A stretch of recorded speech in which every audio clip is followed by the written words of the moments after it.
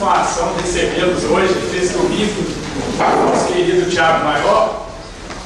E vamos começar nosso seminário conversando com os espíritos. Eu gostaria de convidar o Henry, nosso presidente, para dar as boas-vindas.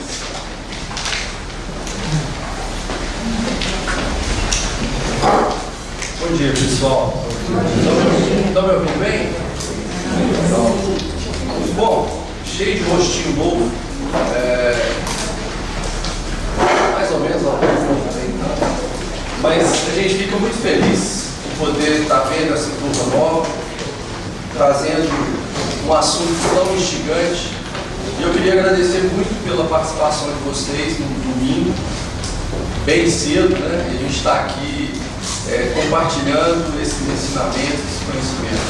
Então sejam bem-vindos, a casa está aberta a todos, que possamos continuar, né, fomentando esse tipo de estudo, esse tipo de trabalho e fazendo jus a uma casa muito importante, que é o caso de Thiago Maior. Sejam bem-vindos, obrigado. Bom dia a todos. Dá para ouvir? Aí atrás? Dá para ouvir? Dá também? Não é desnecessário, né? Vou deixar ele quietinho aqui. Mas velho escuta pouco, então você fala um pouco. Eu vou falar alto, porque eu também estou escutando pouco. Eu estou desconfiado que esse negócio de me chamar de novinho não foi muito certo. Tá? Eu vou dar um maior trabalho na câmera, eu vou dar para lá e para cá, tá? E a câmera vai ter que sair correndo atrás. Vocês estão sendo filmados, viu? Não falem nada que os comprometa ao longo do seminário. Tá? É uma alegria muito, mas muito grande estar aqui no Thiago Maior. Tá? O centro foi fundado pelo avô, um dos fundadores do centro, é o avô de uma amiga muito querida, que é a Miriam Neto, hoje professora de História da UFMG. Tá? E o Thiago Maior tem uma história importante no espiritismo mineiro, e especialmente da capital. Eu falei sem falar do Thiago Maior no livro, depois eu quero ver quem descobre onde é que o Thiago Maior é citado aí no livro, vocês procurem, tá? Mas eu não coloquei o nome do centro para preservar, ok? Bom, não é bem isso que eu vou falar, vou ter que mexer aqui para te ajudar. Você vai usar o microfone? Não, estou falando alto, o pessoal está ouvindo. O microfone está desnecessário por enquanto. Quando a voz sumir, vocês me avisam, tá? Principalmente a última fileira e os jovens, tá? Então vamos lá. Deixa eu falar um pouquinho sobre a LIP, né, que é o planejamento. Eu não sei para que é o planejamento, porque eu sempre fundo e troco as coisas de lugar. Mas a Liga de Pesquisadores do Espiritismo, ela foi criada por um companheiro chamado Eduardo Carvalho Monteiro. Ele foi no Congresso Brasileiro de Espiritismo, em Goiânia, feito pela FEB. E ele conseguiu reunir uma meia dúzia de pesquisadores da história do Espiritismo, da memória do Espiritismo. E ele já era do setor de memória da União das Sociedades Espíritas de São Paulo. Então, ele tentou aproximar as pessoas que trabalham com memória. Porque se você vai escrever sobre o Espiritismo em Caldas Novas, lá em Goiás, não faz sentido eu, Jade, escrever sobre esse assunto. Seria bom que uma pessoa de lá escrevesse, porque vai ter mais acesso às fontes do que alguém aqui de Belo Horizonte.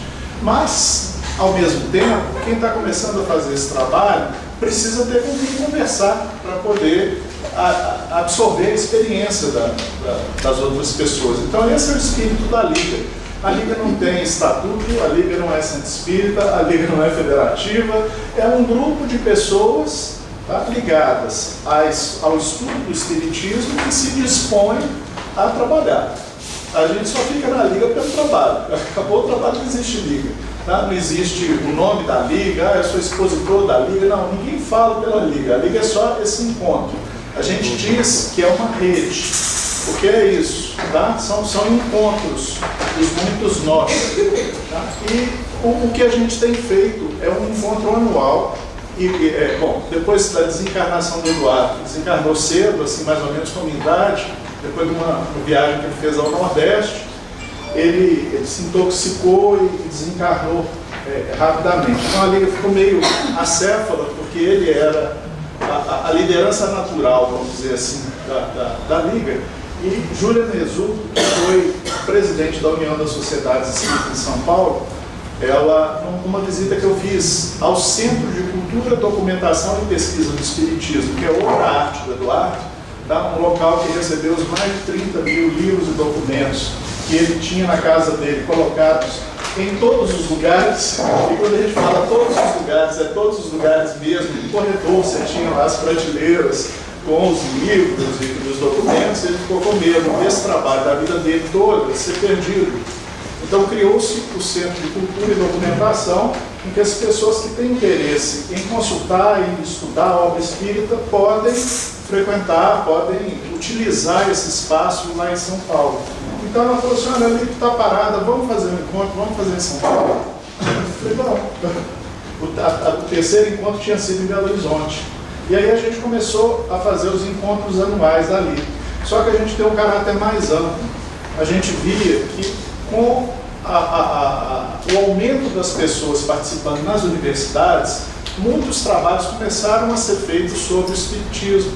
Só que a pessoa tinha um maior trabalho, tinha uma orientação, fazia um trabalho bem escrito, bem fundamentado, enfrentava uma banca e depois esse trabalho ou ficava na internet, e ninguém sabia onde estava, ou ficava na prateleira da universidade, das bibliotecas da universidade. Então, no Encontro Nacional, nós começamos a incentivar essas pessoas a comunicarem seus trabalhos. Num dos primeiros encontros, o professor Marco Milani, da Unicamp, listou mais de 150 dissertações e teses de doutorado sobre o espiritismo no Brasil. E depois, o Dr. Tiago, 2 anos depois, ampliou isso para quase 200. E ele falou assim: olha, não tenho fôlego para poder levantar todos os artigos que já foram escritos. Eu falei assim: olha, não é que a gente vai aceitar que é a verdade porque alguém da universidade escreveu, mas com certeza é alguma coisa rigorosa e do maior interesse do movimento espírita, mesmo que seja criticando, é do nosso interesse conhecer, pensar, estudar. Então nós começamos a fazer os encontros e organizar os livros com os melhores trabalhos dos encontros. Essa virou a série Pesquisas Brasileiras sobre o Espiritismo. E aí, 2 companheiras muito trabalhadoras da Universidade de Franca assistiram o trabalho do Marco e depois do Tiago e falaram assim: não, a gente tem que dar um jeito de tornar isso mais visível. E elas pensaram, a princípio, em as pessoas escreverem resumos dos seus trabalhos. E não deu certo. Pedir para o professor para escrever resumo de trabalho, depois que você escreve, você já está morrendo de vontade de ficar livre dele, dá um sofrimento danado e ainda vai escrever mais sobre o negócio. Ninguém entregou a tempo, no tempo marcado. Então elas viraram e falaram assim: e se a gente publicasse as teses? E se a gente publicasse as dissertações? Eu falei: a ideia é boa. Vou fazer o seguinte. Elas me convidaram para eu ceder minha tese de doutorado, que foi sobre uma creche espírita aqui em Belo Horizonte. Eu falei: não, está cedido, sem problema. E vou fazer melhor, vou arranjar dinheiro para publicar. Então eu pedi recursos à Fundação de Amparo à Pesquisa do Estado de Minas Gerais, que financia os trabalhos acadêmicos. E o recurso correu normal e foi aprovado. E aí a gente fez a primeira impressão do livro Voluntários, tá? que fala do trabalho voluntário na creche espírita. E aí começaram a surgir as novas teses. Então, os voluntários hoje, vocês vão achar talvez em alguma grande distribuidora, porque na própria editora já está esgotado. Aí depois vieram os livros, e o 4º livro que está esgotado, então eu fico muito à vontade de falar dele, foi uma tese de doutorado em História de uma companheira que pegou o Hospital do Pênfico de Uberaba.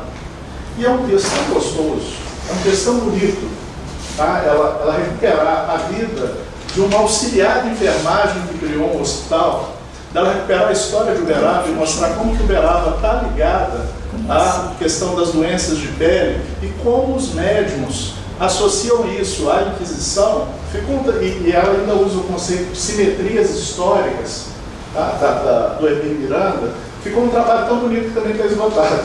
Tá? Ele chama Fogo Selvagem. Escapuliu aqui da minha cabeça. Minha cabeça está com esses problemas. É carro velho, sabe? De vez em quando ele só pega no tranco e tal. A bateria já não está muito... Fogo Selvagem, alma domada. Ok? Tá? Belíssimo texto, vale a pena. Eu não vou falar que o Lourenço tem em casa, né? Porque senão todo mundo vai pedir para ele, né? Emprestar. Então eu não vou falar isso, tá? Certo? Bom, então a ideia é essa. Eu agradeço o público do centro ter aberto espaço para a gente poder divulgar os livros da LIP, porque os livros da LIP são livros de estudo. E, portanto, eles não vendem, eles são um encalhe. Tá? O movimento espírita, de uma forma geral, muitas pessoas do movimento espírita têm uma inserção diferente. Vem a casa em busca de consolação, vem a casa em busca de apoio, ou vem a casa para o trabalho social, e para mim é tudo legítimo. Cada um de nós sabe das suas necessidades e tenta o seu espaço na casa espírita para poder atender essas necessidades que o espírito tem. Tá? E há trabalhos belíssimos. Mas aqueles que gostam de estudar, que querem alguma coisa mais rigorosa, tem nesses livros uma possibilidade de interlocução. Tá? Então, hoje a gente tem professores do Brasil inteiro publicando nesses livros, e a gente tem também alunos de graduação, tá? Que fizeram trabalhos belíssimos. Tem trabalhos curiosíssimos, como Geografia do Plano Espiritual, escrito por um recém-doutor agora, o Dr. Christian Lavarini, doutorou-se na Escócia. Então, assim, tem um time de primeira linha, pessoas admiráveis, que eu aprendi a conhecer e a admirar, e que, de uma forma geral, não seriam conhecidos no movimento espírita se a gente não fizesse esse encontro com esse perfil um pouco diferente. Tá?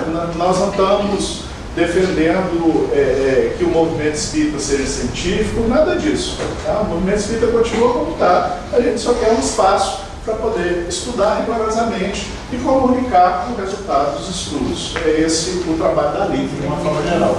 Ok, gente? Bom, feita a propaganda extensa, né? Vamos para o que interessa, que é o seminário Conversando com os Espíritos. Esse livro nasceu de uma forma curiosa, porque eu comecei o livro escrevendo sobre as memórias do movimento espírita de Minas. Eu conheci pessoas tão fantásticas, né? Eu estava comentando aqui na espera com a Meire, o senhor já está escondido aí, tá? Eu conheci Honório Abreu, o papai era ligado ao Grupo Emmanuel, eu conheci Thelma Nuber, eu conheci pessoas assim, espetaculares e conheci de perto, às vezes na intimidade, às vezes dentro de casa, e eu achava muito triste a gente não ter memória, porque se por um lado a gente não quer endeusar as pessoas, e não é esse o nosso objetivo, e a gente costuma não falar muito das pessoas por causa da vaidade, tá? E é um cuidado que a gente deve tomar. Por outro, eu acho que esquecer totalmente é tão negligente quanto insensato. Né? E a gente não deve nem incensar, nem esquecer. Não é todo mundo que consegue ser história viva igual o Marival, que está sentado ali no cantinho, né? Que conheceu essas pessoas todas, assim, colegas, da mesma idade, lado a lado, ombro a ombro, né, Marival? Então, esse conhecimento ele vai desaparecendo, e é por isso que a gente colocou as biografias no livro. E aí eu enviei o livro para o editor. E eu falava da história das reuniões mediúnicas e tal, e o editor, que é o Alexandre, que é um grande intelectual espírita, um grande conhecedor do pensamento espírita, ele leu e falou assim: Jairo, tem uma coisa que não dá para entender, explica como funciona a sua reunião, que o leitor não vai entender. Eu falei, de fato. E aí, eu lembrei de um amigo nosso, chamado Alexandre Fonseca, lá de Campinas. Ele tem um projeto chamado Valorizando Kardec. Então, a queixa do Alexandre não é que a gente só estude Kardec, igual algumas pessoas entendem errado. É que a gente não deixa de estudar Kardec. Kardec é a base teórica do Espiritismo. Ele é ligado a um pensador chamado Silvio Chivene, um epistemólogo. E o Silvio diz que o que o Kardec fez foi um trabalho de cientista. E ele sai mostrando passo a passo porque o trabalho de Kardec foi de cientista. Onde é que estão os fatos, onde é que está a teoria, em que suporta a teoria, como é que as coisas vão sendo construídas. Então, não dá para a gente abandonar Kardec, abandonar uma teoria construída e se lançar à luz de um só autor espiritual. Ele teve uma trabalheira para juntar a visão dos espíritos como um todo, para poder separar o trigo do joio das comunicações espirituais. Então a gente deve começar com Kardec. A gente deve saber o que Kardec pensa, depois a gente vai estudar os outros. Também não sou contra estudar os outros, não. Estudar é livre, tá? Abaixa a Inquisição. A Inquisição morreu. Tá? Então, todos nós devemos ter uma boa formação para ler os livros e falar assim, olha, isso aqui é coerente, ó, isso aqui é incoerente, isso aqui é totalmente novo, ninguém mais falou disso. Vamos pensar, ó, isso aqui é racional, isso aqui está bem fundamentado, isso aqui está mal fundamentado. É esse o trabalho que a gente tem que fazer nas casas espíritas, e não ficar controlando o que as pessoas leem. Ah, não pode ler isso, não pode ler aquilo. Como assim? Tudo que a gente proibir de ler, todo mundo vai ler. Tá? Então, no Espiritismo Comentado, a gente vem fazendo um trabalho contrário. A gente lê e comenta, igual o Hermínio fazia. Ó, li esse livro é legal. Tem isso de bom, isso de bom, isso de bom, isso de bom. Isso aqui é diferente do livro. Ah, isso aqui eu não consegui compreender. Ah, eu acho que isso aqui está mal explicado. Tá? Mas o objetivo, se eu achar o livro muito ruim, eu não vou nem colocar no Espiritismo Comentado. Tá? Por que eu vou comentar um livro que eu acho incoerente, incongruente? Eu vou atacar o autor? Não vou fazer isso. Tá? Mas eu vou, aquilo que eu li e considero coerente com o Espiritismo, interessante, que eu acho que o leitor deveria se debruçar sobre ele também, a gente vai divulgando. Eu acho que assim é que a gente deve encarar a questão da literatura espírita e dos novos autores que chegam no movimento espírita. Tá? Eu não sou novo autor, sou velho, né? Você viu o tanto de tempo que eu estou aqui, eu já estou mais que a aposentadoria, apesar de que o Bolsonaro quer que eu fique no movimento espírita até uns 100 anos de idade e tal, tudo bem, eu não reclamo também não, tá? Cumpro o meu dever. Então vamos para a quinta vez que eu faço um seminário conversando com os espíritos. Tá? Esse seminário já foi feito no Rio Grande do Norte, foi feito em Vitória, foi feito em Divinópolis, foi feito em Belo Horizonte e agora está sendo feito em Tiago Maior, em Belo Horizonte também, a bela capital das alperólias. Tá? E todos os seminários, vocês podem ter certeza que eu fui a pessoa que mais lucrei. Eu lucrei com as dúvidas, eu lucrei com os comentários, eu lucrei com as críticas, eu lucrei com o estudo que eu tive que fazer. Cada vez que eu faço seminário, eu leio o livro de novo. Então, eu me senti na obrigação de escrever um livro gostoso de ler, não é não? Porque senão eu vou ter que ler um livro chato toda vez que eu fizer o seminário, esse negócio não vai dar certo, eu não vou conseguir levar para frente. E esse livro está gostoso, da gente ler, a gente entra e vai.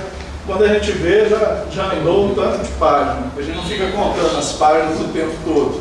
Está em primeira pessoa, mas não para promoção do ego do autor. Está em primeira pessoa para falar com o leitor da forma com a qual a gente conversa hoje. E para deixar claro que algumas coisas são impressões pessoais. Exatamente por serem impressões pessoais ou vivências pessoais, podem não estar de acordo com a experiência de vocês, com a vivência de vocês, ou podem inclusive estar incoerentes e cabe a vocês me devolverem isso. Ok? Tudo bem até então? Então, para que eu conversar com os espíritos? Para ensinar todo mundo como conversar com os espíritos? Não. Esse livro serve para a gente mostrar como a gente vem conversando com os espíritos. E aí vocês veem o que é adequado ou não à realidade da reunião mediúnica de vocês. A responsabilidade sobre o que fazer na reunião mediúnica continua sendo dos membros da reunião mediúnica. Ninguém diga, faz isso que o Jader falou. Tá? Primeiro que se vocês falarem que o Jader falou, eu vou falar que é o Jader Cabral, que está sentado ali do lado do Marival. Tá? E vou tirar o time, né? Como falava o meu pai, né? Marival. Tá? E segundo, porque o que a gente precisa é isso. Ir nas outras casas, ver o que estão fazendo, ouvir das pessoas por que estão fazendo. Tá? Isso é muito importante. Não é o que fazem, mas por que fazem. Verificar se esse porquê é realmente racional, se esse porquê se aplica à nossa realidade ou não. Tá? Por isso a gente pegou a nossa experiência em dois grupos, que eu sei que é uma experiência pequena, é a minha visão, tá? Mas são dois grupos com os quais, onde eu trabalhei, que é o grupo Emmanuel, tá? Onde eu frequentei durante anos a reunião dirigida primeiro por papai, depois por Theo, tá? E no Célio Xavier, que é a minha casa de origem, e para onde a gente tem um grupo mediúnico que já vai fazer seus 35 anos juntos. Então, apesar dos problemas, das dificuldades, virou casamento, né? E a gente já tem, inclusive, 3 gerações de espíritos no grupo, tá? Avô, filho e neto. Tudo bem que os avós estão no plano espiritual, mas está valendo, porque para nós os espíritos estão vivos, tá? E participando. Vamos lá. Você quer o comando? Quero. Aqui, ó. Deixa eu combinar fazer umas combinâncias aqui com vocês, agora no começo. Se eu falar alguma coisa que não estiver clara, me parem e me perguntem. Se vocês tiverem uma pergunta que foge ao que está sendo, não for uma pergunta de compreensão, for para ser um debate, a gente vai ter um tempo para isso no final. Anotem a pergunta para não esquecer, se a gente esquece, tá? E façam para mim no final. Combinado? Então eu falei alguma coisa aqui que não ficou clara, pode parar, pode perguntar. Tá? Sem problema. Isso não vai atrapalhar, apesar do volume de conteúdo, isso não vai atrapalhar nosso trabalho. Né? Bom, então vamos lá. Então, nós vamos começar de Kardec. Talvez valha a pena, já que vocês estão no auge da atenção, da força física, todo mundo feliz, domingo de manhã, né? Trabalhar sábado só no início da manhã, tiveram uma boa noite de sono. Já comeram pão de queijo? Já comeram pão de queijo, tomaram café da manhã, então a glicose está na dose boa, né? Ainda não começou a cair. Então, o que eu queria contar para vocês? Como funciona a nossa reunião mediúnica no Célia Xavier, que é o que o Alexandre pediu que escrevesse no início do livro. Tá? A nossa reunião mediúnica, então, funciona da seguinte forma. Ela foi formada da forma mais errada do mundo. Tá? A casa resolveu que a mocidade estava com pessoas com uma variedade de idade muito grande.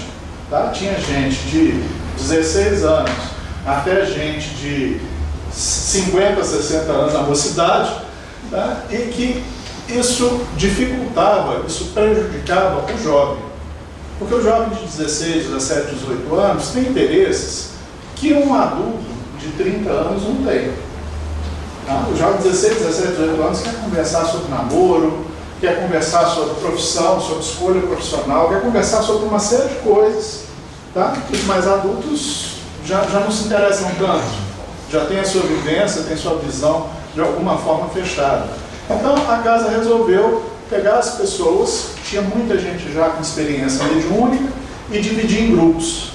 Então foi uma cirurgia, tá? E meio traumática, como toda cirurgia. Dói na hora e dói depois na recuperação.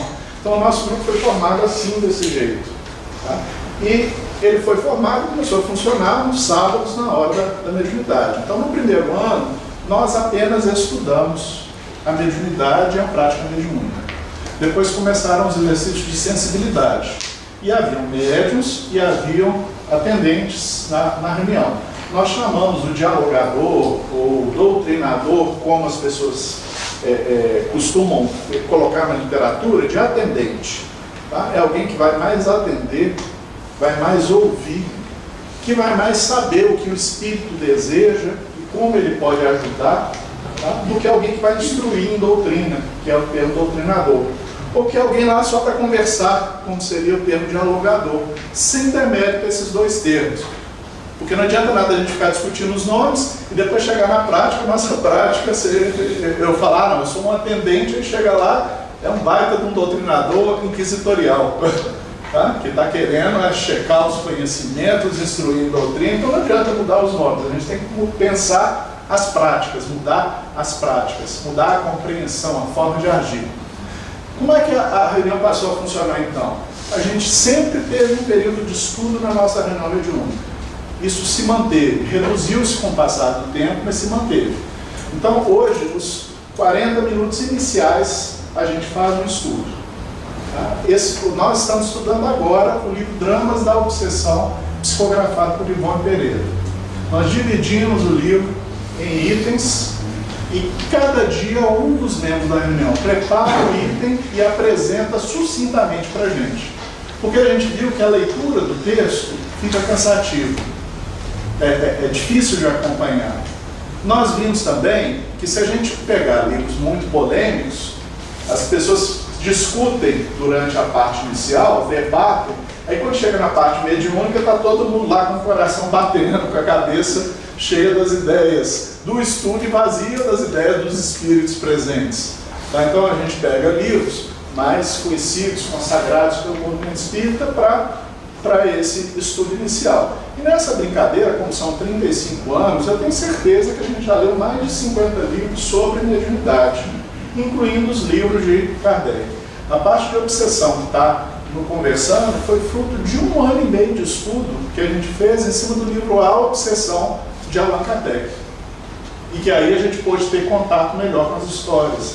Nós lemos o livro Céu e Inferno de Allan Kardec na reunião. A gente leu de cabo a rabo o Evangelho segundo o Espiritismo na reunião. A gente estudou, está estudando as obras de Ivone, está estudando, a gente leu os livros de Chico, tá? Os livros de André Luiz. Tá? Nós lemos assim, muita coisa. A gente leu livros de, por exemplo, há um autor da FEB que frequentou a nossa casa. Ele era do estado do Pará. O livro se chama Livro de Capa Verde. Escapuliu de novo. Vai ter que pegar no tranco mais uma vez. Tá? Não é as sessões práticas do Espiritismo, não, mas é um título semelhante. Me ajuda aí, Lourenço. Ele morreu agora ano passado, viu? Não, ele morreu tem mais tempo. Andava com gravatinha borboleta. Ele é do início do século XX. Não é surpresa para ele não mesmo? Não, esse é o Nazareno Tourinho. Ele é do Pará também, ele é do Pará também, mas não é o livro do Nazareno Tourinho. Tá? Me esqueci agora, mas era um companheiro da casa e a gente leu o livro e na época ele já questionava como deveria funcionar. E a Federação Espírita Paraense fez reuniões para discussão das reuniões mediúnicas. Então é um livro extremamente rico, apesar de antigo. Tá? Ele ficou antigo, mas não ficou velho. Então quando você fica antigo, mas não fica velho, você vira clássico. Esse é meu projeto de consumo, tá? Para o futuro, virar clássico, ao invés de virar velho, né, Lourenço? É isso que a gente está tentando. Tá? Então, a primeira parte, estudo. O estudo é feito dessa forma, semi-expositiva. A gente comenta, mas sem acirrar os ânimos, lembrando que estamos nos preparando para uma reunião mediúnica. Nós fazemos uma leitura intermediária para um trechinho do Evangelho, ou um trechinho de uma obra de Emmanuel sobre o Evangelho, para preparar o ambiente para a segunda parte. A segunda parte são as comunicações mediúnicas. As pessoas se assentam em cadeiras, aquelas cadeiras de braço, tipo universitário. Então a gente, se você gosta de chamar o centro espírita de centro de mesa, a gente está perdido, porque a gente não tem mesa, a gente é centro de carteira. As pessoas assentam-se nas carteiras, os médicos, psicólogos, conseguem psicografar, e as pessoas, a psicofonia é atendida com um coordenador chamando e indicando aos atendentes quem atender. Então, a Glícia começa a se concentrar, tá? E ela dá sinais de que vai dar a comunicação de um espírito. Eu, que sou coordenador, chamo o Ellison para atender Glícia. E o coordenador normalmente vai conseguir um lugar ao lado para sentar. Tá? Se tiver os dois lados estiverem ocupados, normalmente quando as pessoas saem, eu ocupo o lugar dele e ele pode sentar do lado e conversar em voz baixa. Porque a gente trabalha com um sistema de comunicações múltiplas. Então não dá para o médium falar em voz alta. Se 3 médios falarem em voz alta na reunião, tá? Em voz muito alta, vira uma balbúrdia, vira um tumulto. Se o médium gritar na reunião, isso atrapalha qualquer reunião, não interessa quem seja. Tá? Então a gente tem essa disciplina. As pessoas que não estão trabalhando mediunicamente, nem atendendo, nem aplicando passes, elas são orientadas a vibrar em favor de uma das comunicações. Então elas acompanham a linha da fala de uma das comunicações e vibram pelo espírito, vibram mais ainda pelo atendente, porque eu já fui atendente, né? E ele precisa de mais ajuda do que o espírito e o médium em si. Tá? O médium relata as coisas que ele está percebendo, repassa.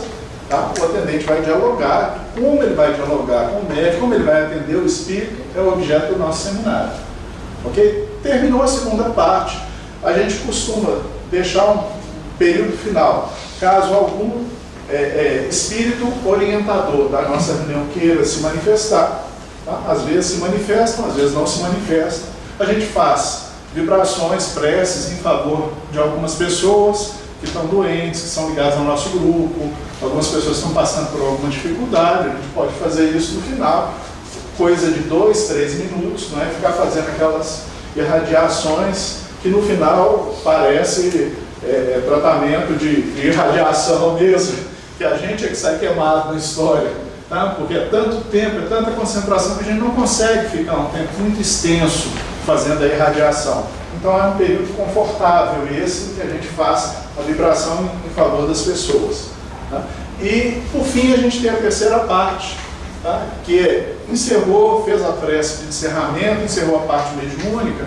Como a gente tem comunicações múltiplas, é preciso conversar do que aconteceu na reunião.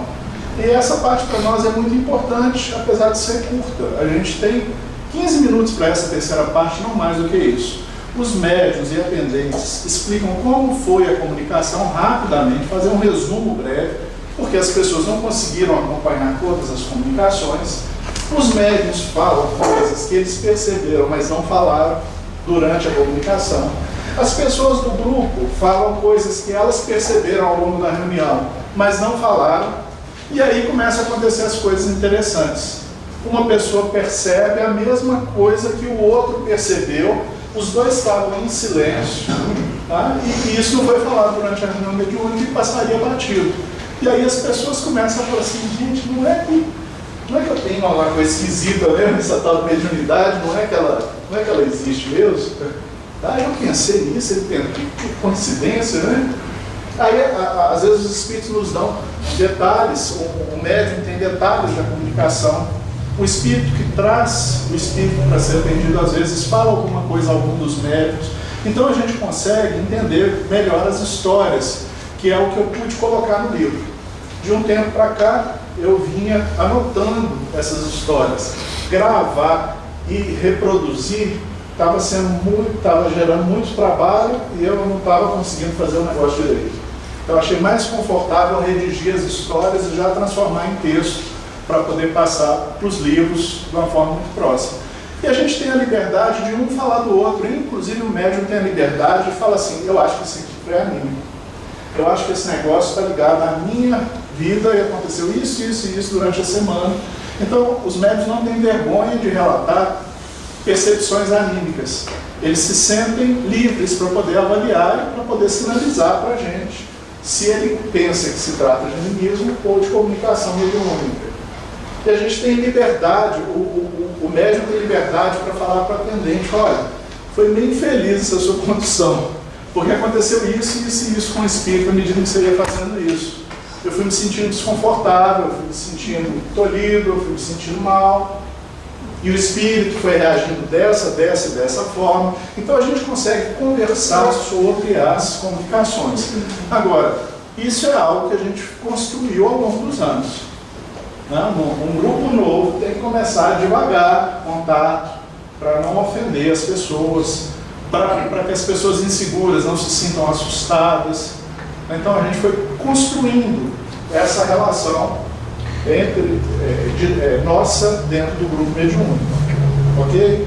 Quando a gente chega, a gente faz festa, a gente abraça, né? Já teve uma companheira que frequentou o grupo do Chico e falou assim, não, está tudo errado, vocês tinham que estar todos sentados em silêncio, vibrando antes da reunião mediúnica. Mas o problema é que nós somos muito amigos e a gente, Marival, fica a semana inteira sem se ver. Então a gente quer dar um abraço, quer perguntar o que aconteceu, quer saber o que houve com as pessoas. E a gente tem o tempo todo da preparação, desde a leitura até a parte mediúnica, desde os estudos até a parte mediúnica, para desligar o dia a dia. Então, isso é algo que a gente pegou da nossa indisciplinada Dona Ada Eda, tá? Que teria feito aniversário ontem, 16 de março. Ela era uma dirigente muito afetuosa e ela contaminou o grupo com os afetos. Hoje a gente sabe que a gente precisa de pessoas com perfis diferentes no grupo mediúnico. Você tem um que é mais estudioso, você tem o outro que é mais atento, você tem o outro que é mais afetuoso. Cada um tem um papel diferente. A gente não tem um perfil único Diga, Thiago. Só para fazer um questionamento, antes que a gente mude de assunto, Sim. a questão das manifestações múltiplas, você falou que a sua experiência lá. Eu passei por uma casa espírita, que é o GEL, lá da cidade de Goiânia, conhece muito bem, em que os atendimentos nem são múltiplos. Mas a experiência do GEL, no grupo espírita André Luiz, é atendimento único. O médium vai esperar a vez dele. Isso é um critério tradicional da casa. E vem funcionando dessa forma. Somos, assim, no princípio, contra o atendimento simultâneo, ou atendimentos múltiplos. A experiência que eu tive, agora eu faço um contraponto questionando se isso acontece, tá, com vocês, uma certa desarmonia na reunião, os atendimentos múltiplos não permitem com que os médiuns assistentes, que vão sustentar educacionalmente a reunião, não se perdem. Que eu tive essa experiência com o médium assistente, eu começava a vibrar com um determinado espírito, ajudando aquela comunicação. Aí aparecia uma outra mais espetacular. A minha atenção saía daquele e ia para o outro. Tinha mais sofrimento, então eu ia para o outro. Ou o outro mais bravo. Aí eu estava concentrando aqui, alguém estava sofrendo, mas o outro vem lá e xinga, quer virar a mesa e fala e vai acabar com a reunião. E quando eu estava, eu falei assim, gente, para quem que eu vivo agora? Quem que eu vou ajudar na tarefa? Então, cheguei a questionar o pessoal. Será que não é o momento da gente estender um por vez para a gente fazer um trabalho de mais qualidade? Né? O que você acha? Não, pode falar, se tiver mais Não, é isso, falar. eu tenho essa dúvida, porque eu cheguei até tendo uma discussão com o pessoal do GEL, porque, salvo engano, em um dos livros de André Luiz, esqueci qual deles, em que ele fala sobre o atendimento não simultâneo, atendimento por vezes, manifestações. Ele fala alguma coisa sobre isso. Desculpa que é falta de memória. Nós estamos no mesmo caso, porque Tá joia. está rateando. Cabelo caindo, a memória indo embora, né? Acontece, né? Fazer o quê, né?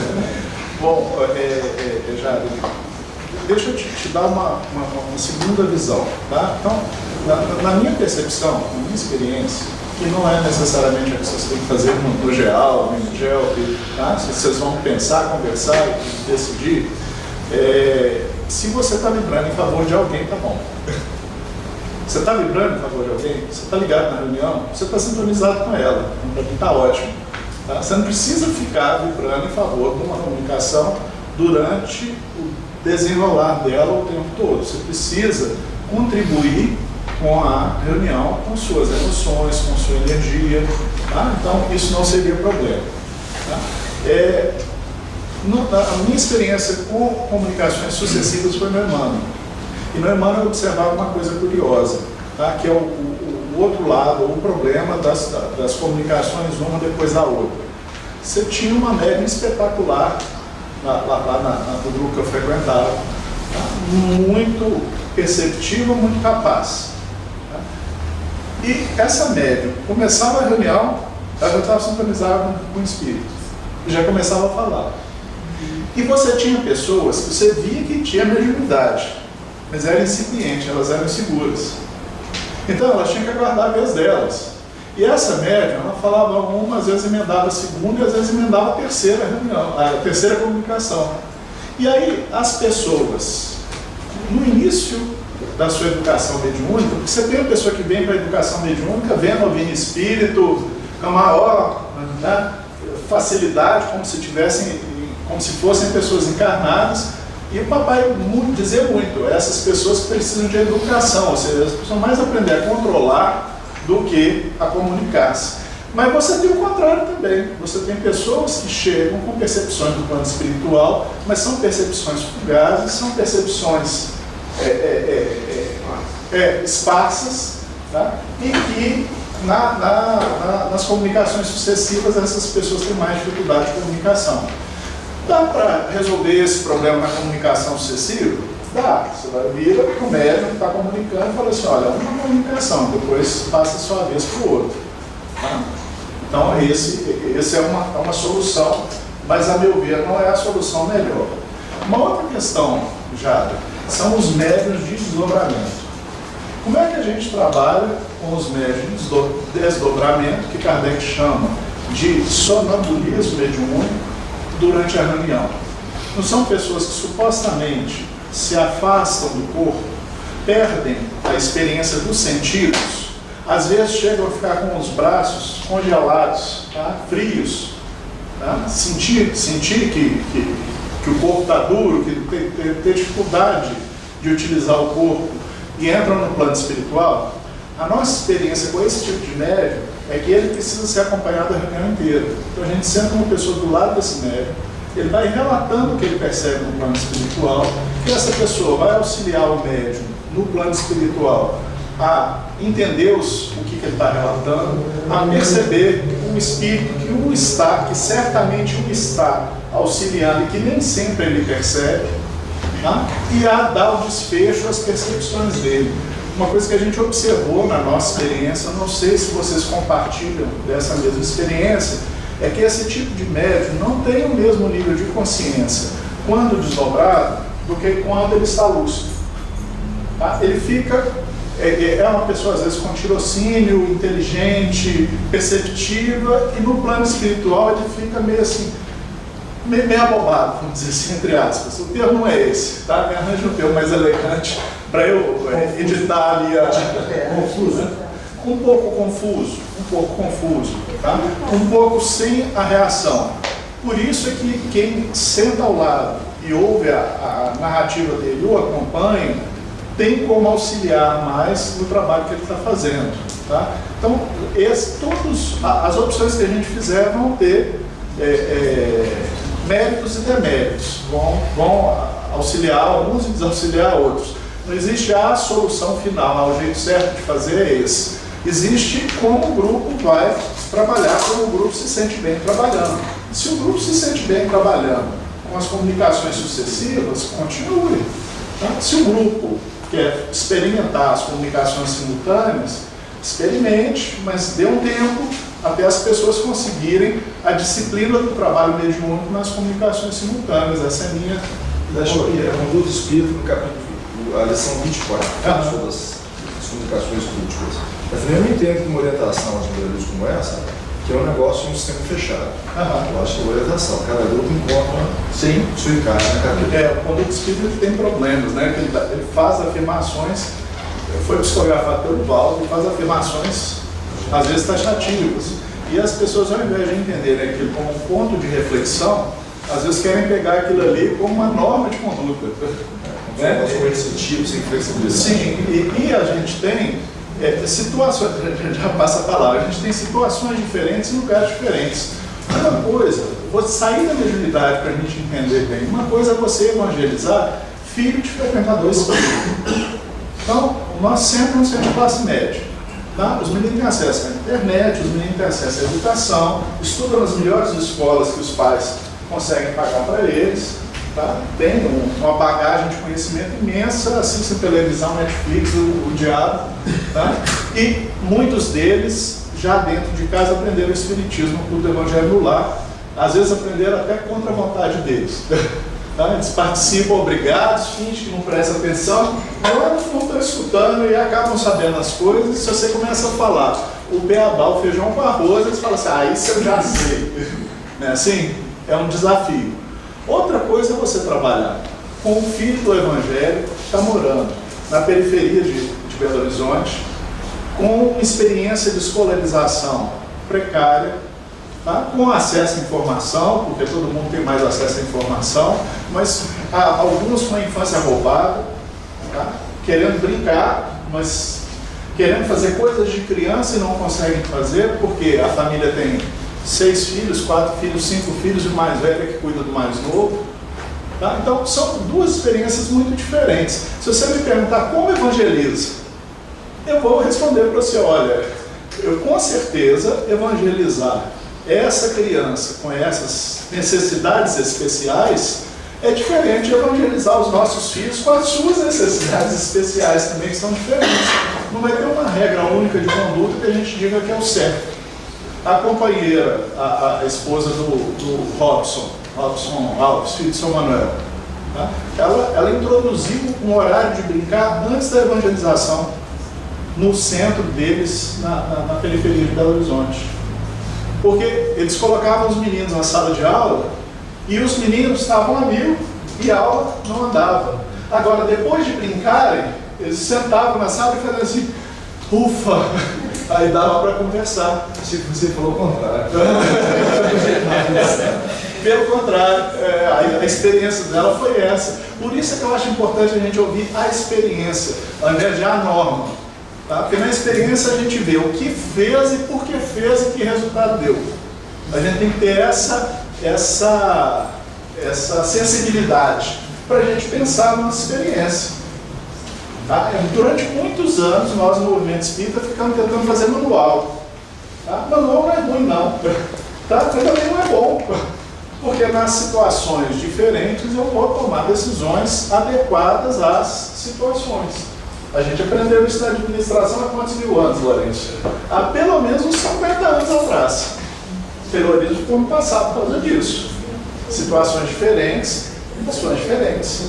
Então, nós temos que conversar entre nós, com devido respeito, para poder chegar lá. Duas mãos. Deixa, o senhor, cabelo branco, tá? Ele levantou a mão antes também, né? Então, deixa ele lá, depois eu te passo. Basicamente, nós temos duas reuniões, né? De sessão e de educação jurídica. Funciona similar. A educação jurídica é a preparação para depois você fazer um trabalho mais pesado. Eu acho que na educação mediúnica, as manifestações individuais são mais produtivas porque o grupo está. Aí você acompanha o trabalho do esclarecedor junto ao espírito, fica melhor, eu acho. Sim. Na desobsessão, aí vai depender, como você falou, Ou seja, você está dizendo que talvez na reunião de obsessão as comunicações simultâneas, as comunicações sucessivas sejam uma opção melhor do que as comunicações de educação. na educação. De educação, onde os médicos estão se preparando ainda, não chegaram no ponto de ter todo o controle do processo para funcionar melhor. Com todo respeito, como é que é seu nome? Guilherme. Com todo respeito, pode chamar de meu irmão chama Guilherme também. Com todo respeito, na educação mediúnica, há que se levar em consideração aquilo também que eu disse antes. Tem algumas pessoas que têm a faculdade mediúnica e que essa faculdade mediúnica está embotada. A dona Ada chegava para o médico falando assim: desembucha, minha filha, desembucha. Rota baiana, minha filha. Falava desse jeito assim, carinhoso, pouco convencional, tá? Mas muito afetuoso. E na minha visão, as comunicações simultâneas, elas dificultam o desenvolvimento da faculdade desse tipo de média. Tá?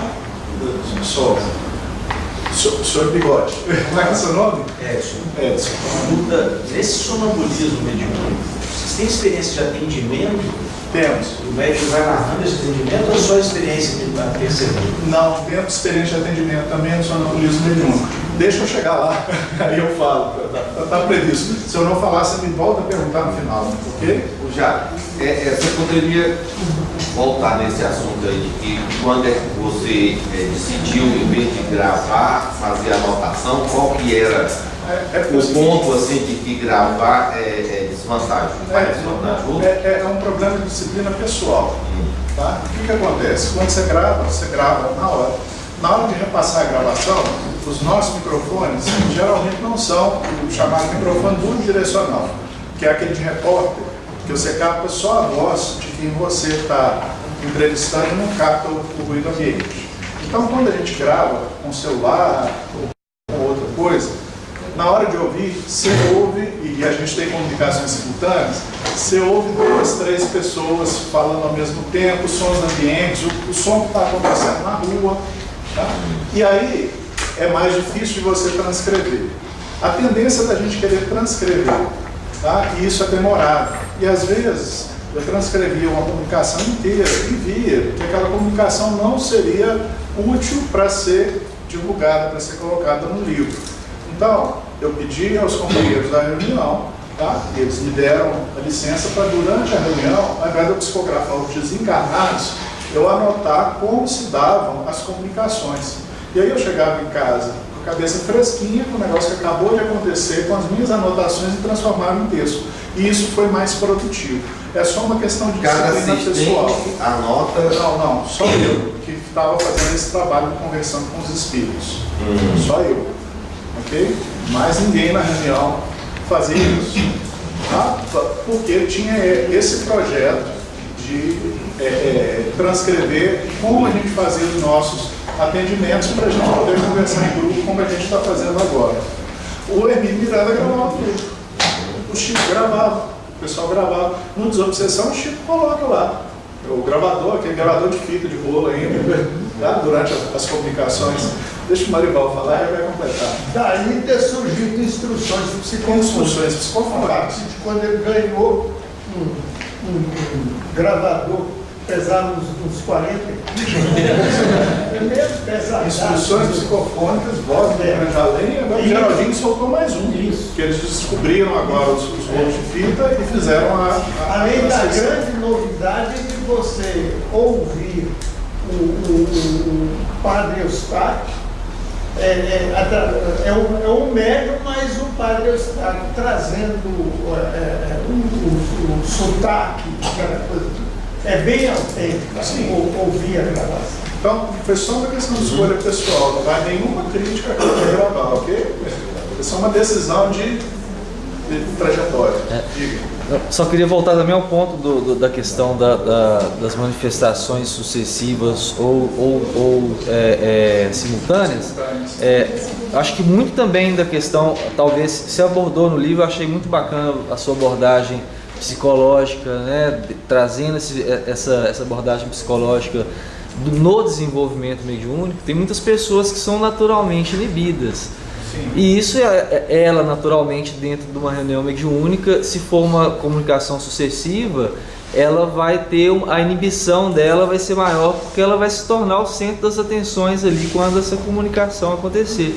Então eu acho que um trabalho também extra reunião mediúnica com essa pessoa, para ela trabalhar essa questão da timidez, da inibição, talvez seja uma solução também, coisa que nas comunicações simultâneas ela pode se soltar mais justamente por não se tornar o centro das atenções. Mediunidade para tímidos. Os médios, três comunicações e uns médios falando muito alto. Eles não falam muito alto.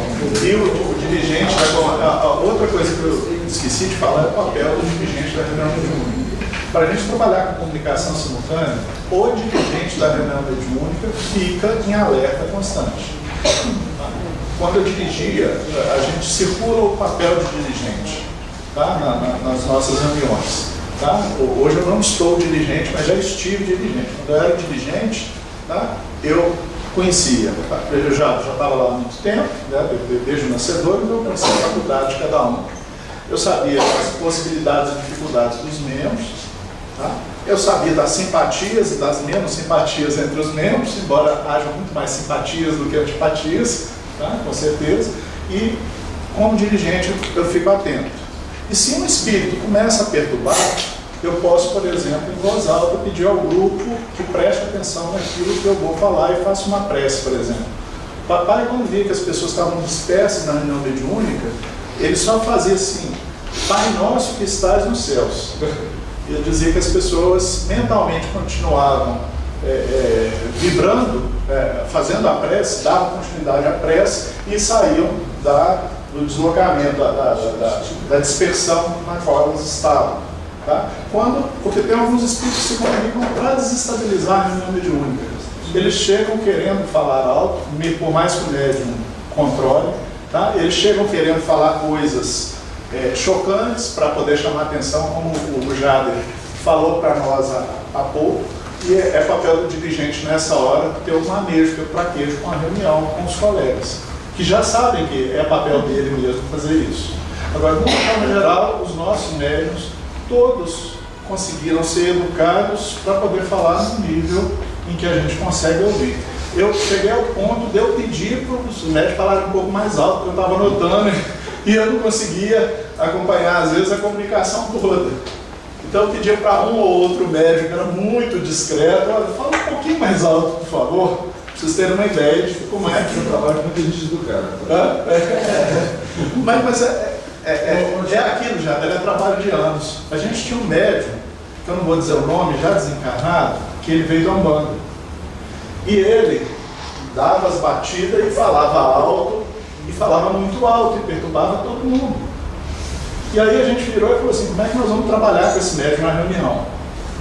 tá? Porque era uma pessoa boníssima, médico formado, tá? Uma pessoa de alto grau de instrução, uma instrução superior e tal. Então nós começamos a fazer um trabalho com ele da seguinte forma: quando ele começava a perder o controle sobre a comunicação, eu que o atendia, eu o chamava pelo nome e tirava ele da comunicação. É a questão da educação mediúnica. Por quê? Ele precisa trabalhar como médico? Precisa. Mas para trabalhar no grupo, ele precisa trabalhar dentro de determinados parâmetros. Então, aos poucos, ele não ficou assim igual a todos nós. Ele tinha suas particularidades. Mas ele conseguiu entrar na faixa do aceitável, na faixa do que andava bem. E a gente não precisou mais desconcentrá-lo da comunicação como medida educativa. E isso foi conversado com ele. Ele não começou a fazer isso do nada, não. Sentando, conversando, está acontecendo isso. Você consegue controlar? Não consigo. Tá? Foi tudo dialogado. Mas, Jader, tem essa parte que o médium esquece e vai embora, né? Fala muito alto. Eu escutei uma palestra do Divaldo, ele falando assim que suicida não, desculpa gente se não foi isso, pode me corrigir, tá? Que suicida não chega na reunião, olha, eu suicidei, acorda no pescoço, eu só depende do suicídio. Entendeu? Se ele for então deprimido, eu fiquei muito alerta com isso, porque se ele for deprimido, se ele foi deprimido, se a depressão for uma das causas do suicídio, ele pode chegar falando assim. A gente tem no livro observador. Choroso e desesperado. No livro observador, tem um espírito que acompanha a gente durante anos na reunião. E ele começa a falar das etapas que a reunião nossa passou. E tem um período de suicidas. Comunicavam-se assim, toda semana você tinha uma ou duas comunicações de suicídio. Tinha comunicações de outros espíritos, mas ficou comum ter comunicações de suicidas por médiums diferentes. Não era sempre o mesmo médium, eram médiums diferentes. Tinha algum trabalho ligado ao suicídio. Tá? E a questão é mesmo da educação mediúnica. É claro, o médium, às vezes, ele sente vontade de gritar, ele sente vontade de quebrar.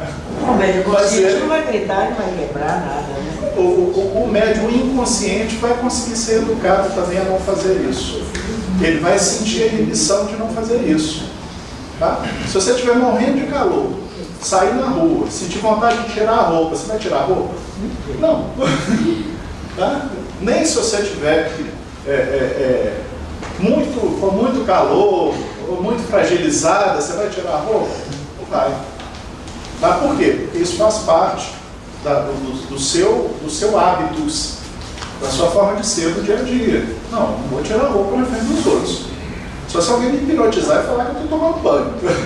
E eu achar que não tem ninguém na minha frente. Só se alterar mesmo a minha consciência dessa forma. E é para isso que a gente tem o atendente. E é para isso que a gente tem o dirigente na reunião. É por isso que a gente não pratica a mediunidade sozinho.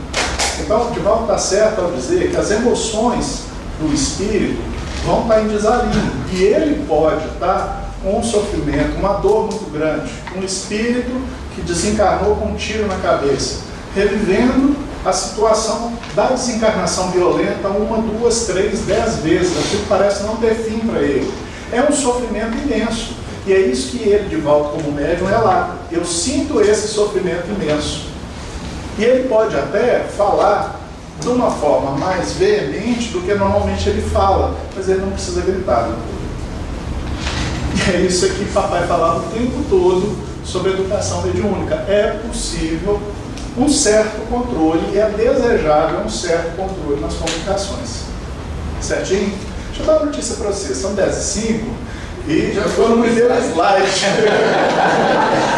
Essas me deixam fazer o seminário, por favor. Então vamos lá, gente. Então, primeira coisa, lição número 1, dá para conversar com os espíritos. Os espíritos, onde que aparece aquela luzinha? É embaixo. Embaixo?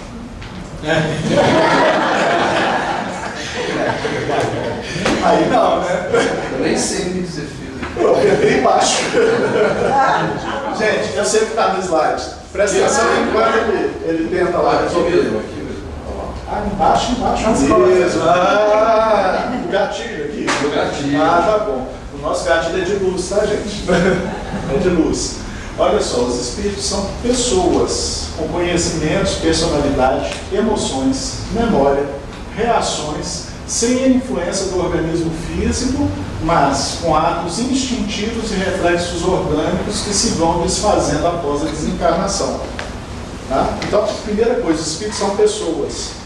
A nossa tradição cristã católica ou cristã protestante entendia que a única coisa que podia se manifestar do lado de lá era o Espírito Santo. Se não fosse o Espírito Santo, seria quem? O demônio.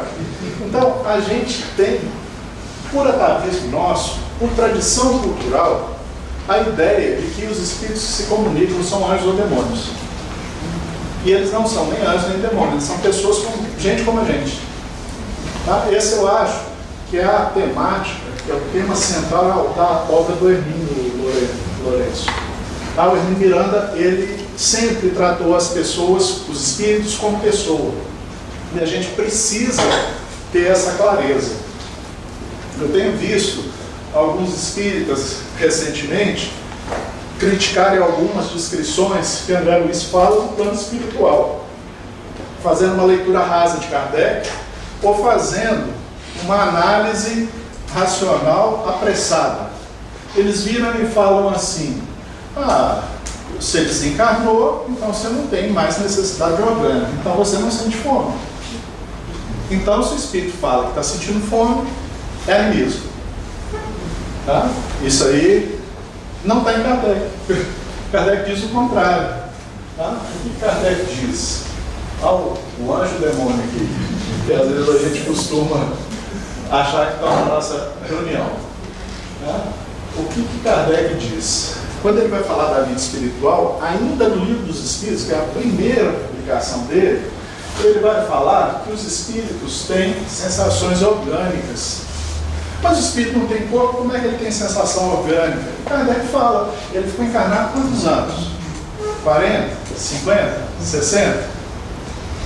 Isso, as sensações orgânicas faziam parte da mente do espírito? Faziam. Ele estava acostumado a almoçar meio-dia, todo dia. Ele desencarnou, esse condicionamento que é mental não foi desfeito. E se ele acha que está encarnado, pior ainda. Então, ele não tem a sensação orgânica, porque ele não está ligado ao corpo. Mas ele tem a memória do que ele sentia e pensava enquanto encarnado. Isso era o Kardec, não estou falando de André Luiz. Então, quando André Luiz fala em sopa no nosso lar, não é que é a sopa que a gente vai tomar.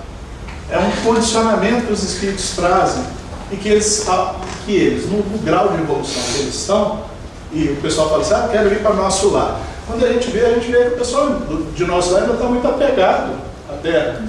Ainda está muito próximo da nossa vivência e da nossa experiência. Gente como a gente. Tá? Então, quando a gente vê isso, são os condicionamentos que o Espírito traz na sua mente. E Kardec fala em sensações orgânicas, ele fala... eu vou apanhar muito desse aqui. Ele vai falar, eu apertei o botão errado aqui. Você vai na questão dos dor no membro fantasma? O dor no membro fantasma é uma coisa de Kardec. Tá? O que é dor no membro fantasma? São pessoas que, por exemplo, tiveram que amputar o braço. E aí, depois da amputação do braço, eles sentem dor na mão. Mas eles não têm mais mão. Aí os médicos dizem, não, são os terminais nervosos.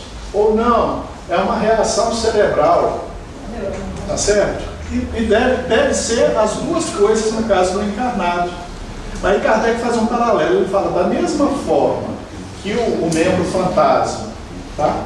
Parece, a pessoa sente a dor na mão que ele não tem mais, a pessoa sente as sensações orgânicas de um corpo que ele não tem mais. Só que aí não vai ser uma reação neurológica, tá? De uma forma geral, nem no cérebro, nem nos terminais nervosos, nem nas terminações nervosas. Marival. Segundo slide, Marival. Se não houvesse essa herança do encarnado para o desencarnado, como está mencionado nas sensações orgânicas, nós estaríamos livres dos nossos vícios da bebida, de ser muito glutão, etc. Sim. E como o pessoal diz que a natureza não dá saltos, a natureza espiritual também não dá saltos. Nós continuamos sendo quem somos no dia a dia. Só que aqui a gente pode ocultar, né? Marival, lá a gente não vai poder ocultar. Tá? Você se recorda do livro Voltei, do Chico, do irmão Jacó?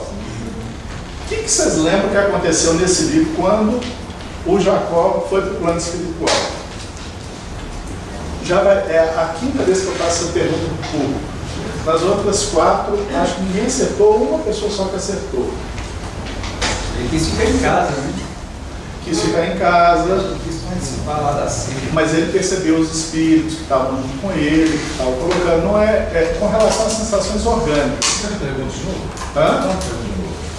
Irmão Jacó desencarnou. Sim. Tá? O Chico está lá narrando. Aí ele vai para o plano espiritual. Tá? Aí ele tem uma sensação orgânica, tá? De quando encarnado, incontrolável. Quem lembra? O que foi que aconteceu? Hã? Não. Não lembra? O irmão Jacó fumava.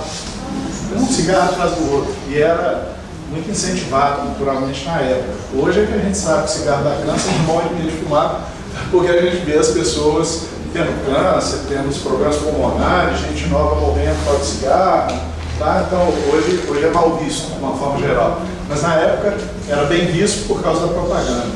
E aí então, ele desencarnou fumando. E aí no plano espiritual, ele sentia o desejo de fumar. E quando ele sentia o desejo de fumar, o cigarro aparecia na mão dele. Aí ele viu os dedos superiores do lado dele, a filha dele, em melhor condição que ele, ficava com vergonha e jogava o cigarro fora. Aí o cigarro aparecia de novo na mão dele, aparecia outro. E ele jogava fora e aparecia outro. Percebem? Essa descrição que o Chico dá, do irmão Jacó, é um livro pouco lido. O povo fala André Luiz. Tem livros do Chico que a gente precisava estudar devagarzinho, que são importantes, explicita bem o que o Marival falou. Ele tinha o vício do fumo. Então ele sente aquela necessidade de fumar mesmo não estando mais encarnado. Ele não tem mais papila gustativa, mas o vício continua, o vício é mental. O vício está radicado na mente, não está radicado só no corpo. Se está radicado na mente, a mente continua funcionando do mesmo jeito. Ela só está sem corpo. Então não dá para fazer aquelas deduções rápidas que os companheiros da internet vêm fazendo. Ah, se, então logo. Não, a gente tem que usar o método científico. Observa o que os espíritos falam de uma forma geral. O que eles estão narrando para nós. Tá? E a partir daí, de falas diferentes, por médiuns diferentes, lugares diferentes, aí a gente começa a entender o que realmente pode ser o plano espiritual. Porque certeza absoluta a gente não vai ter. Ok? Então, assim, o sujeito é turrão, ele vai desencarnar turrão. Ele vai continuar turrão. As emoções dele, a personalidade dele continua. Ele é doente mental. Ele vai passar um período de perturbação bom no plano espiritual para retomar, via de regra. Via de regra. Porque as emoções e sentimentos têm a sua continuidade após a morte. Tá? Outra coisa é a plasticidade, que eu já dei o exemplo agora do irmão Jacó, que alguém já me perguntou. Os espíritos, eles, no plano físico, se eu quiser dar forma madeira, eu vou precisar de serrote, enxó, tá? Para poder transformar a madeira num púlpito igual esse aqui. Tá? No plano espiritual, não. O que atua na matéria do plano espiritual é o pensamento, o sentimento. A mente. A mente é capaz de dar forma e de criar forma ao seu redor. Tanto mais quanto intenso for. Tá? Lembram de André Luiz no nosso lar e deles tentando plasmar florzinhas numa tela? O André Luiz não conseguia. E aí ele fala assim, é porque eu estou tentando fazer isso só com o pensamento. Aí ele tem uma lembrança afetiva do passado. Ele lembra das florzinhas que a esposa cultivava em casa. E aquilo teve uma ação imediata e rápida sobre a tela do plano espiritual. Então não é apenas pensar e fez, tá? Mas existe uma intensidade da ação do espírito no plano espiritual. E se o espírito está em perturbação, então suicidas. O pessoal fala lá, Vale dos Suicidas. Tem endereço o Vale dos Suicidas? Que Ivone Miranda, Ivone Pereira, Ivone do Amaral Pereira, descreve Tem um lugar específico que fica o Vale dos Suicidas? Tem certo? Se eu quiser mandar uma carta, eu tenho que ir para o carteiro e lá entregar? Não. O que é o Vale dos Suicidas que ela descreve? Tá? Os espíritos se aproximam por afinidade. Se eles se aproximam por afinidade, eles são semelhantes. Então o que um pensa, o outro pensa também, e o outro pensa também. Então aquele conjunto de espíritos forma o ambiente espiritual ao seu redor. Então, Vale dos Suicidas tiver onde eu tiver um grupo grande de suicidas próximos uns aos outros no plano espiritual. Não tem um endereço fixo igual se acreditava lá nos antigos, que tinham 7 céus, tá? E que tinha não sei quantos infernos para baixo, Dante passeando pelos infernos e pelos céus. Não, é uma questão da geografia, da orientação espacial. Tá? É a proximidade dos espíritos semelhantes que altera o meio ambiente deles. E é por isso que espíritos em condição superior vão procurar atender os suicidas, porque naturalmente eles vão estar próximos daqueles que têm mais ou menos o mesmo grau. Vou usar uma metáfora de sintonia com eles, os mesmos interesses, os mesmos gostos. Tá? Quem gosta de futebol vai juntar amigos de futebol para ir para o campo de futebol. Quem gosta de centro espírita vai chamar o Jader para ir assistir o seminário de comunicação, conversando com os espíritos. E já isso explica, inclusive, a questão da corona. Sim. Tem companhias que, inclusive, não existe. Existe, porque são espíritos semelhantes, próximos, com necessidades semelhantes, e que se percebem no plano espiritual. Vou fazer uma pergunta para vocês. Qual rádio vocês acham que está nesse ambiente aqui agora? Qual que? Rádio. Todos. Pode ser FM. Qual? Rádio educativa. Todas. Todas ao mesmo tempo? Aí como é que você com um aparelho de rádio escuta uma só? Sintonizando. Hã? Sintonizando. Você gosta, né? Eu gostava da Guarani FM. Tem mais? Não consigo mais sintonizar. Eu vou ver a Alvorada, né? Mas as ondas estão todas presentes no mesmo ambiente físico. Mas cada um sintoniza com aquilo que gosta. O Marival deve gostar da Itatiaia, com certeza. Porque ele me falava do Campo do 7, quem fala em Campo do 7... Por excelência, 94,7. 94,9, a Alvorada. Ah, 9. Não, foi? Alguém queria falar? Eu queria te perguntar, essa tragédia de Balde Brumadinho, como é que o pessoal chega, né? Porque eles desencarnaram de uma forma violenta, certo? Como é que eles chegam no centro, como é que eles convivem com isso, entendeu? Bom, aí a gente vai ter que fazer um outro seminário. Eu vou falar sobre isso no sábado, no Célio Xavier, para os jovens, tá? Porque é um assunto complexo e polêmico ao mesmo tempo. Mas de uma forma geral, para não ficar sem resposta nenhuma, Kardec diz que nas desencarnações violentas, tá, os espíritos normalmente chegam no plano espiritual em estado de perturbação. Mas há espíritos e espíritos. Há espíritos para quem, apesar da experiência da violência, minha esposa estava andando na calçada. Aí o rapaz atropelou ela por detrás na calçada. Ela não teve como fugir, não teve como ver, e ela teve uma fratura exposta dos ossos aqui da perna. Caiu no chão. Médico. Aí o povo correu para socorrer. Aí ela virou e falou assim: ninguém põe a mão em mim.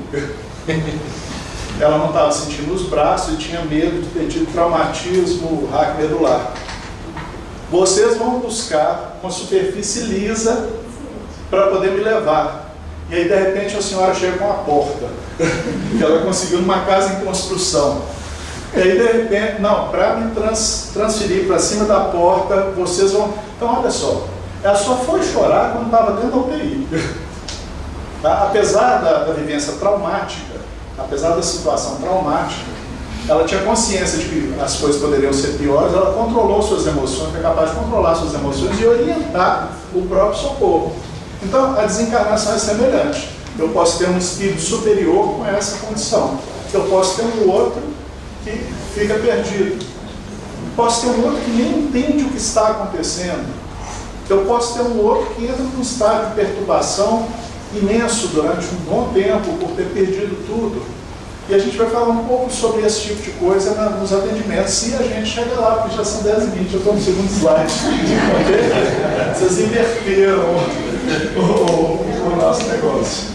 Tá? Então, plasticidade é isso, é a capacidade que os espíritos têm de mudar.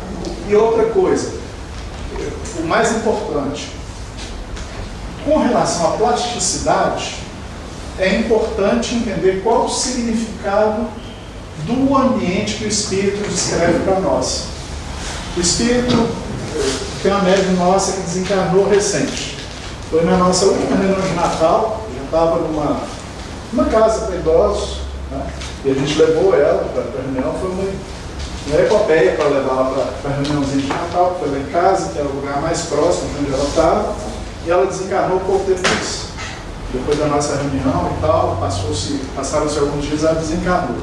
Eu me lembro de uma situação que ela era médium de desdobramento.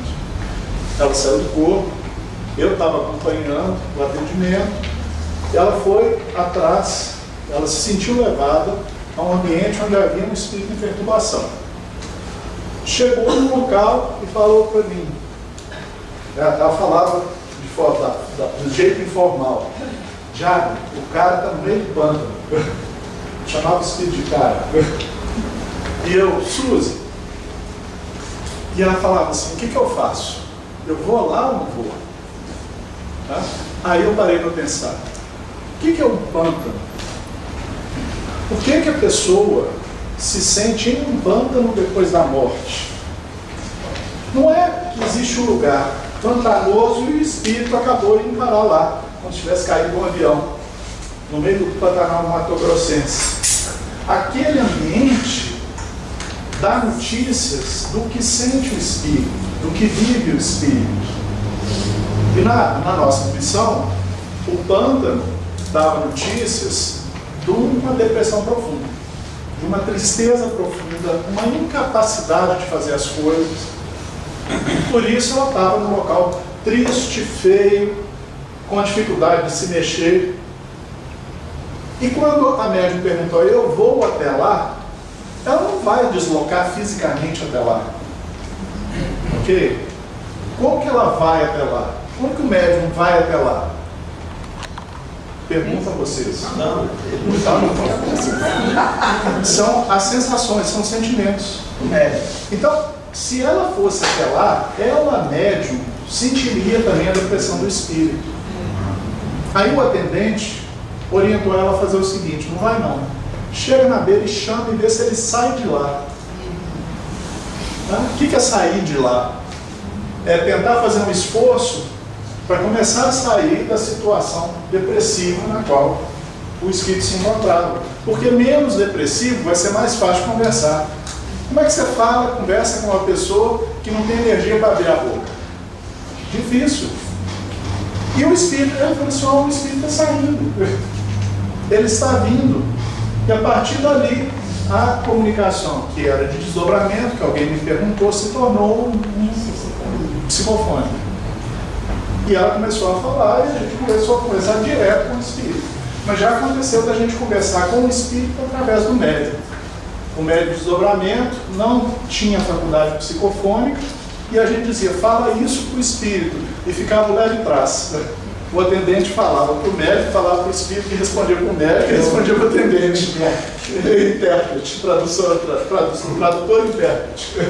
Tá? Imediato. Certinho. Ok? Então, esses significados são importantes. Sempre que vocês lerem livros que falam do plano espiritual e lerem descrições, pensem nisso. Qual é o significado?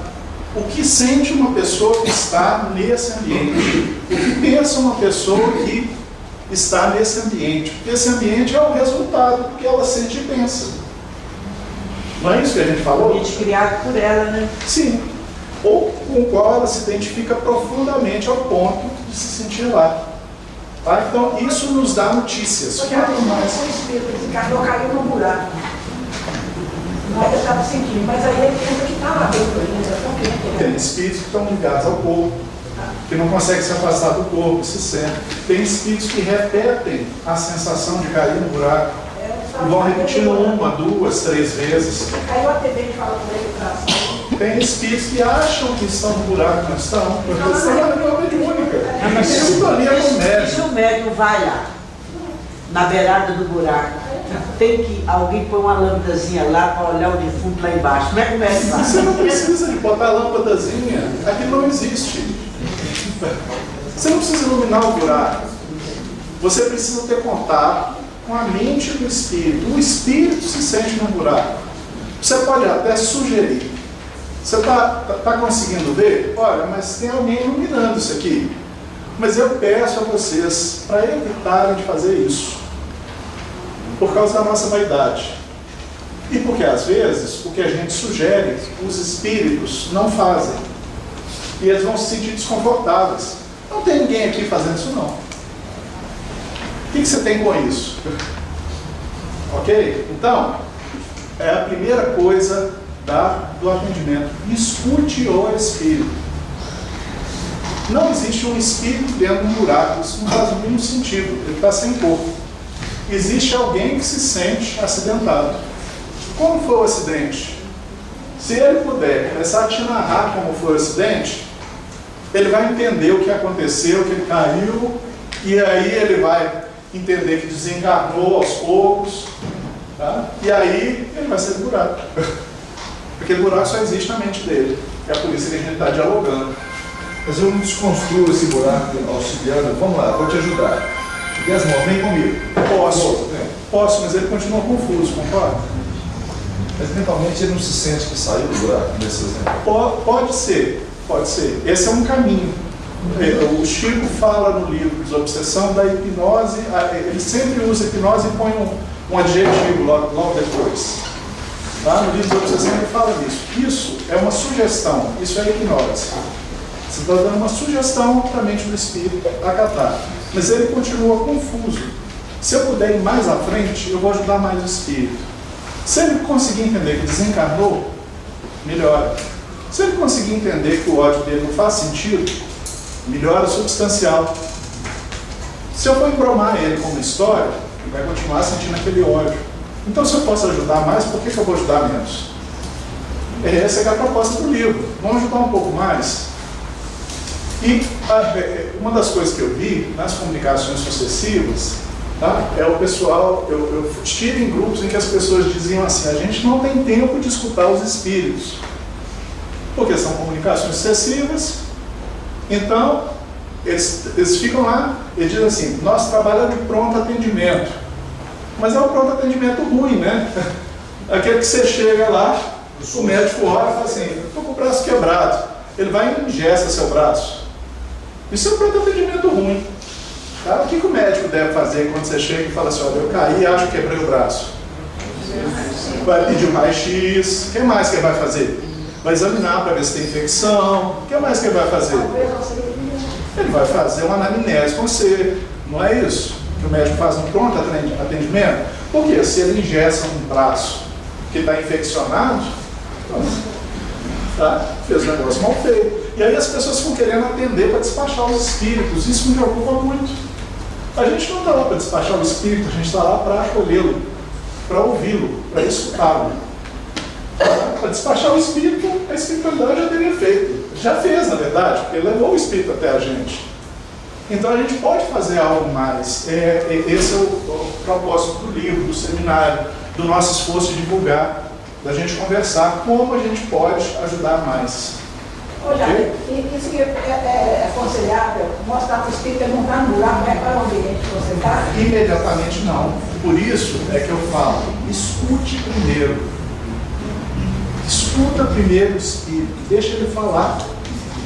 Não sai, ele falou uma coisa, você sai falando com ele. Eu vou mostrar para vocês algumas situações em que o atendente está muito mal quando faz isso. Pergunte para ele, olha, eu estou aqui para te ouvir. O que aconteceu? Aí o espírito chega dizendo que vai quebrar, que vai bater, que vai acontecer. Nossa, você está com raiva. Estou mesmo. Por que você está com raiva? E ele vai, às vezes, poder contar pela primeira vez a história que vem motivando ele, às vezes há anos seguidos, a agir de forma obsessiva contra alguém.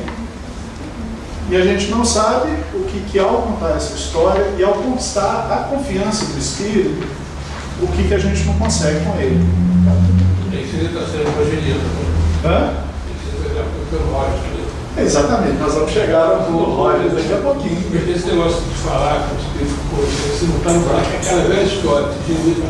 Estou sentindo uma dor, eu estou vendo você fala, isso é psicológico. Ele não está lá para ouvir que ele não está no buraco, ele às vezes até desconfia, mas ele está com medo de ter morrido. Aí você vai virar para ele e assim, você morreu. Você é Deus, vai embora, você morreu. Vai para o seu canto. Ele não trata ninguém assim, trata. Não trata, eu vou falar do lugar que subiu no muro. São 10h30 no lanche, né?